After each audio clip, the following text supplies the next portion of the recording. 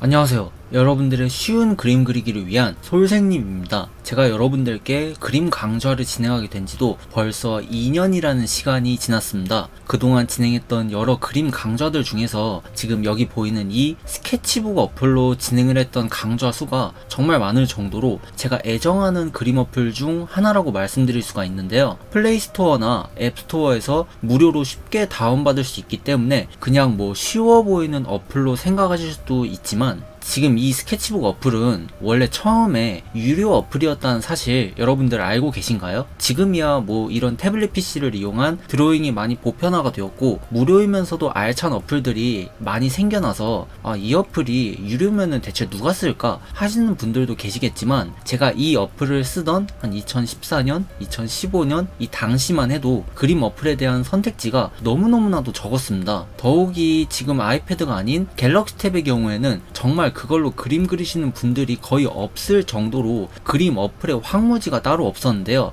그런 갤탭에게 그 당시 유료 어플이었지만 지금 이 스케치북 어플의 존재는 저에게도 그렇고 거의 빛이자 소금과도 같은 그런 존재였다고 말씀드릴 수가 있습니다. 자, 이 스케치북 사실 예전에는 굉장히 디지털스러운 감성을 가지고 있었습니다. 아니, 디지털 드로잉인데 그러면 디지털 감성이지 당연한 감성 아니냐 하고 생각을 하실 수도 있는데, 예를 들면은 지금 이렇게 스케치를 할 때 추천드리는 기본 연필이라는 브러쉬가 있는데, 이 브러쉬가 리뉴얼 전에는 정말 연필 질감이라고는 단 1g도 느껴지지 않는 그냥 선 느낌이었다든지, 컬러링 시에 부드럽게 섞이는 느낌이 아니라 딱딱 끊어지는 느낌이 강했다든지 하는 그런 인위적인 감성이 강했다고 말씀드릴 수가 있는데, 이게 한번 지금 이렇게 리뉴얼을 거치면서 지금의 브러쉬들이 자리 잡게 되었다고 봐주시면 돼요. 사실 이전에는 정말 갤럭시 탭에서 쓸만한 그림 어플들이 없어서 어쩔 수 없이 쓰는 어플의 느낌이 강했다면은, 이렇게 브러쉬가 업그레이드가 되고 거기다가 무료화까지 묻고 더블로 가는 상황이 되니까 초보자부터 전문가까지 모두 커버를 쳐주는 이 그림 속에 보이시는 여성분처럼 팔방미인의 어플로 바뀌게 되었고, 저 역시도 이 어플을 통해서 다양한 외주 작업을 함과 동시에 여러분들께 갤럭시 탭, 아이패드를 이용한 그림 강좌들도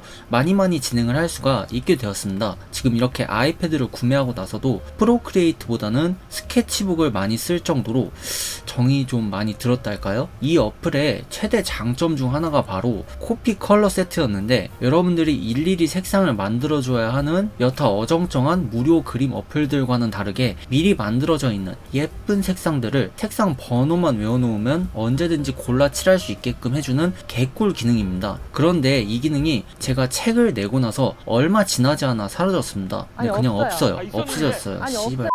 물론 다행히도 제가 해당 팔레트에 이미지를 캡처를 해놓았던 신의 한 수가 있었기 때문에 팔레트 이미지를 만들어서 쓰는 방식으로 사용을 해왔었지만, 이때부터였습니다.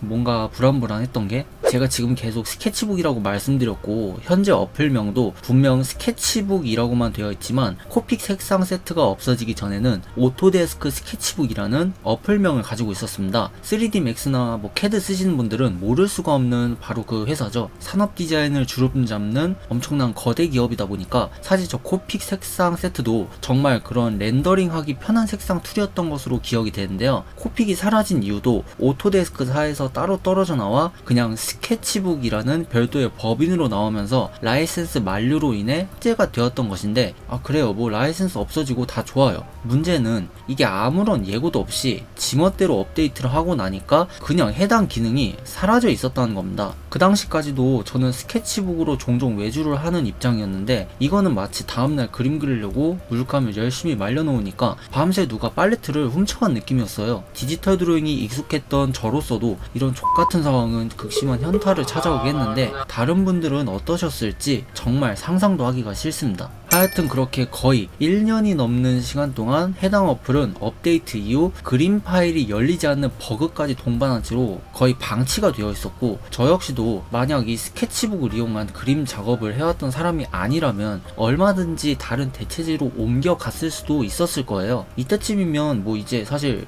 메디방도 있고 휴이온 스케치도 있고 크리타도 있고 내 입맛 따라 어플을 골라 쓰는 수준까지 오게 되었기 때문에 스케치북 어플은 우리들의 기억 속에 묻히는가 싶었습니다. 자, 그러다가 스케치북 공식 사이트에 새로운 이미지가 올라오면서 업데이트가 되었는데요. 바로 여기 보이는 이 헥스 코드의 추가입니다. 저는 이것을 보고 스케치북 아직 죽지 않았어 하는 생각을 하게 되었습니다. 갓 입문하신 분들은 아니 저 기능이 대체 뭐길래 이러지? 하실 수도 있으실 텐데요. 자, 헥스 코드 기능은 내가 원하는 색상의 6자리 번호만 기억해 두면은 다음에 다시 그 색상을 필요로 할 때 코드 번호 6자리만 입력을 해서 그대로 똑같은 색상을 고를 수 있게 해주는 기능이라고 말씀드릴 수가 있는데요. 아이패드 쓰시는 분들은 프로크리에이트에 해당 기능이 있는 거를 써보신 적이 있으실 겁니다. 네, 그거랑 완전 동일한 기능으로 색상 선택이 어려우신 극초보자분들이나 컬러감이 좀 약하신 중급자분들이 부드럽고 바닐라 같은 옐로우 색상 같은 추상적인 단어보다는 FFEA80 색상같이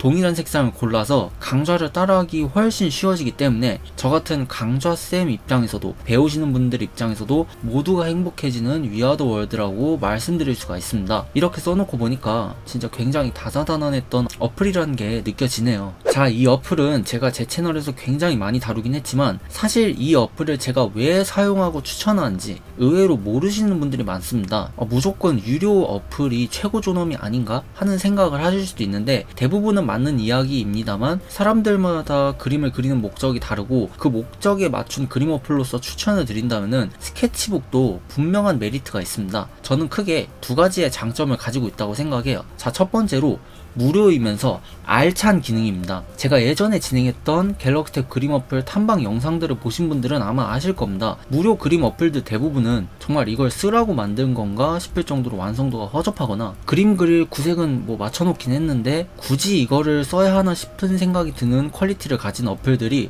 정말 너무 많습니다. 뭐 무료니까 그려려니 하는데 어도비까지 이런 똥을 싸지를 줄은. 원래 태생이 유료 어플, 그것도 정기 결제로 결제를 해줘야 됐던 어플이었던 만큼 완성도는 시간이 꽤 흐른 지금도 상당히 높고 저의 이 왼손목을 걸고 맹세할 수 있을 정도로 웬만한 그림 작업은 해당 어플로 다 소화가 가능할 정도로 활용도도 높은 편입니다. 자, 두 번째로는 직관적인 사용법입니다. 입문자나 초보자 입장에서는 아니 이게 무슨 개 쌉소리지? 하실 수도 있는데 같은 그림 어플인 뭐 메디방 페인트나 클립 스튜디오를 보시면은 제가 무슨 이야기를 하는 건지 두 각막으로 짜릿하게 느끼실 것이라는 생각이 드는데요. 아이패드에서 프로크리에이트가 최고 존엄이 된 이유도 어플의 성능도 성능이지만 직관적으로 아날로그틱하게 그림을 그려가는 감성을 잘 살려내었기 때문입니다. 스케치북도 마찬가지로 두 손가락으로 확대 축소 그리고 스크롤해서 브러쉬 크기 조절, 그림 그리듯이 영역 선택, 위치 이동 등등 인간의 원초적인 본능에 충실한 어플 사용법을 가지고 있기 때문에 이는 디지털 드로잉이라는 벽을 넘어서는데 아주 좋은 디딤돌 역할을 하는 어플이라고 말씀드릴 수가 있는 거죠. 다만 이 어플도 단점이 분명 존재를 하긴 하는데 단점도 크게 두 가지가 존재를 합니다. 첫 번째로 부가 기능이 조금 많이 후달립니다. 이 어플이 중간에 브러쉬가 리뉴얼된 것을 제외하면 큼직큼직한 기능이 추가된 것이 거의 전무하다고 말씀드릴 수가 있는데요. 레이어를 그룹화하는 기능, 클리핑 레이어 기능, 뭐 격자 기능 등등 그림에 대해 어느 정도 눈을 떠가시는 분들이 느끼실 만한 기능의 부재가 크게 느껴지는 경우가 있습니다. 뭐 그렇다고 그림 그리는데 막 방해가 되는 정도다 그 정도까지는 당연히 아니지만 없어서 아쉬운, 뭐 예를 들면 여러분들이 맘스터치에서 싸이버거를 사 먹는데 뭐 버거만 먹는 것도 맛있지만 거기에 감자튀김까지 딱 먹으면은 아주 그냥 기가 막히잖아요. 그런 거죠. 굳이 없어도 되지만 있으면 좋은 기능들 같은 거, 네, 그런 아쉬움이 있다고 말씀드릴 수가 있고요. 두 번째로는 해당 어플의 강좌 영상이 정말 생각보다 부실합니다. 물론 제가 예전에 다뤘던 인피니트 페인터라던가 휴이온 스케치 같은 어플에 비하면은 뭐 자료가 조금 더 많긴 하지만 보통 여러분들이 디지털 드로잉을 접하실 때 무슨 어플로 뭐를 그려봐야지 이렇게 접근을 하시는 게 아니라 그림 그리려면 뭐부터 준비를 해야 되지? 로 오시는데 이런 분들은 당연히 유튜브뿐만 아니라 온라인 클래스, 오프라인 클래스 강좌에 풀이 넓은 프로크리에이트나 메디방 페인트 같은 어플로 빠지는 경우가 많으실 정도로 무료 어플이라는 접근성이 무색하게 정보가 정말 많이 부족한 편입니다. 저 역시도 스케치북 강좌로 채널이 떴을 정도로 해당 어플에 대한 정보 자체가 많이 부족하다고 말씀드릴 수 있는데 검색을 해보니까 거의 다 뭐 제 영상일 정도로 이렇게까지 정보가 없을 줄은 정말 몰랐어요. 자, 하여튼 여기서 아마 이제 궁금하셨던 분들도 계실 겁니다. 아니 대체 왜 아이패드를 쓰면서 그 좋다는 프로크리에이트는 안 쓰고 스케치북 어플을 썼던 걸까? 갤럭시 탭 유저분들이야 스케치북 어플에 대해 어느 정도 알고 계신 분들이 많으셨는데, 아이패드의 경우에는 해당 어플을 은근히 모르셨던 분들이 많을 정도로 인지도가 그리 높지는 않았던 것으로 보이는데요. 그래도 나름 무료 어플 상위 랭크이긴 한데, 그 이유는 바로 편안한 사용감 덕분입니다. 어플을 오래 써온 것을 떠나서 무언가 복잡한 작업을 하는 것이 아닌 내가 그리고 싶은 것을 마음대로 그리고 싶을 때에는 이런저런 잡다한 기능이 싹 다 빠지고 담백하게 그림을 그리는 데 집중할 수 있으면서도 그러한 그림 그리기 성능이 매우 충실한 이 스케치북 어플이 주는 감성은 유료 어플인 프로크리에이트보다 당연히 성능은 조금 뒤떨어질지언정 분명한 자신만의 색깔이 있다고 생각하기 때문입니다. 마치 그런 거죠. 여러분들이 필기를 하실 때 저마다 선호하는 볼펜들이 다 다르잖아요. 가격이 비싸면 비쌀수록 당연히 펜의 퀄리티는 좋아지지만 그거하고는 별개로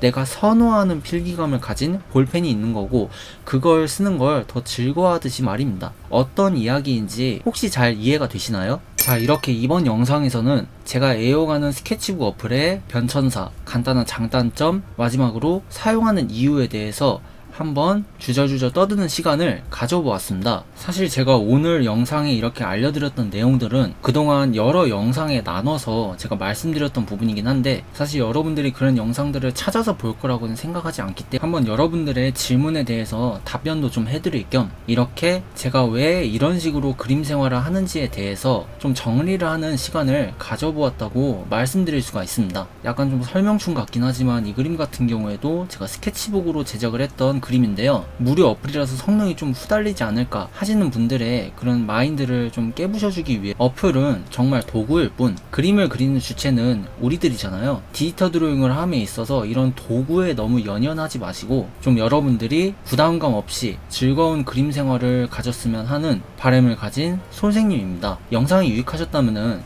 좋아요, 구독, 알림 설정까지 눌러주시면 정말 감사드리겠고요. 지금까지 스케치북 어플에 대한 스토리의 솔생님이었습니다. 감사합니다.